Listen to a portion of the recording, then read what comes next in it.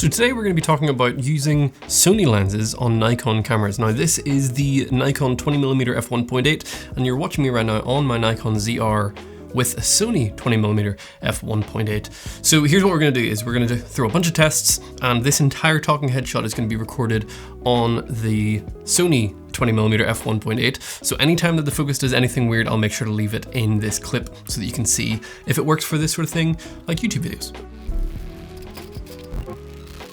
You might be asking how this is possible, as they're both mirrorless cameras. If you haven't seen before, you can actually adapt Sony lenses onto Nikon bodies using a super thin little adapter, and the one that I'm using is by a company called Megadap. It seems to be the most popular here on YouTube, but it is also the most expensive at $250. Currently, at the time of this recording, it is Black Friday season, and the Viltrox have just released one, and it only costs $80 right now. So if you're looking for one, that might be a good option. Do check out some other reviews first. I don't have that one. First off, let me just preface by saying it works. The question is not whether it works, the question is, does it work as well as native lenses? So 99% of the time, it works.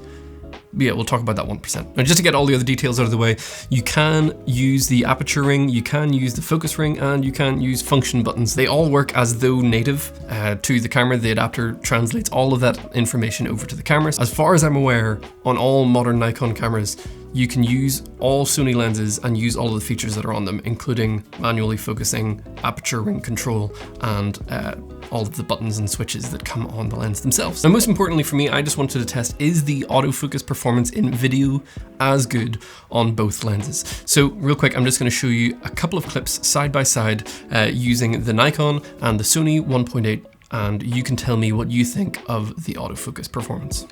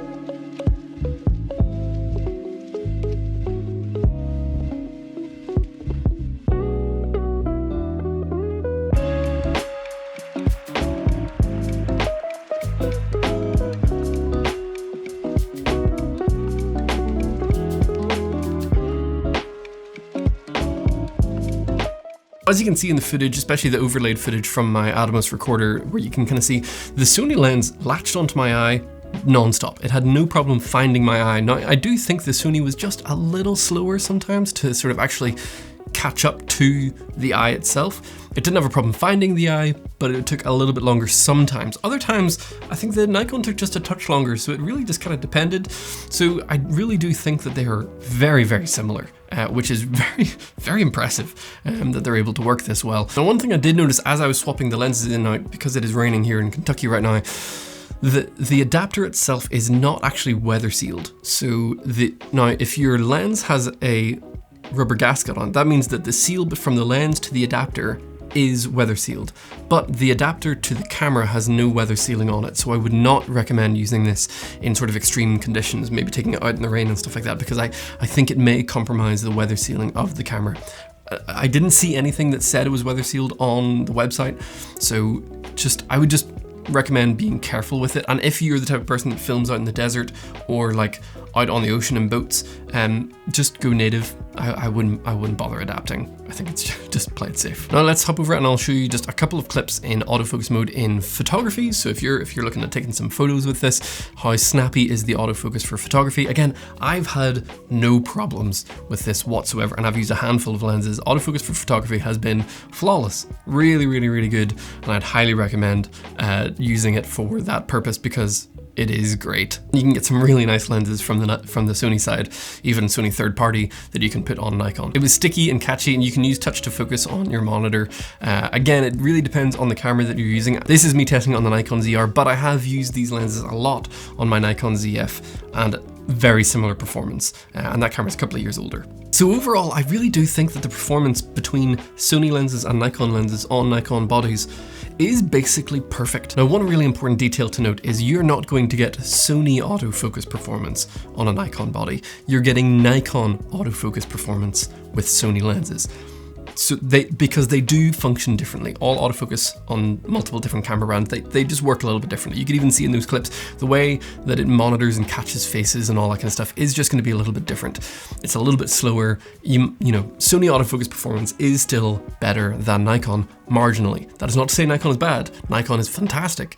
Sony's just a little bit better. Now, where performance did not hold up, however, was with these lenses, the Sirui Aurora lenses. For some bizarre reason, the Sirui lenses are the only ones that I've had that have had any issues, and that's out of all of my other third-party lenses that I've tried. I've tried some Sigmas and Tokina, and they all work totally fine. But for some reason, my Sirui lenses have had a couple of problems. Now, this doesn't seem to be unique to me. I saw Matty Hapoya put out a video about the new autofocus anamorphic lenses, and he couldn't get them to connect at all to the Nikon ZR. So now I can get these to connect, and they do work, but they don't work perfectly. I said this in a video a little while ago. One thing that they tend to do for some bizarre reason in photography, and I haven't been able to capture this, is that occasionally it'll like disconnect and reconnect from the camera as though you've just attached the lens. So the electronics will sort of disconnect and reconnect for, I mean, it takes a split second and then it's back to normal, so it really doesn't cause much problems for photography, because that's the only place that I've seen it happen. But in video, something strange was happening, that whenever I got really close to the lens, it would interrupt the recording and just cancel the footage. Now, it didn't do it all the time. Sometimes it worked just fine. Sometimes I could get right up to the lens and it would work no problem. Other times, again, yeah, get up close, recording interrupted. And it seemed to happen both with the 35 and the 85. I think it's a thing with Sirui lenses. I don't think it's a thing with the adapter or with Nikon. It just seems to be this lens. Now, I reached out and I chatted with a couple of people who have the Nikon version of this. They've had no problems with their Nikon version of the Aurora. So it's clearly just a process of the adapted E-mount version onto Sony. But I figured I'd make you aware of it. One other really bizarre thing that has happened to me, and it happened twice, but I've only captured it once, was for some reason, this 35mm, I have no idea how this is possible. For some reason, when I was recording on this 35mm and I got up close, the whole sensor jumped.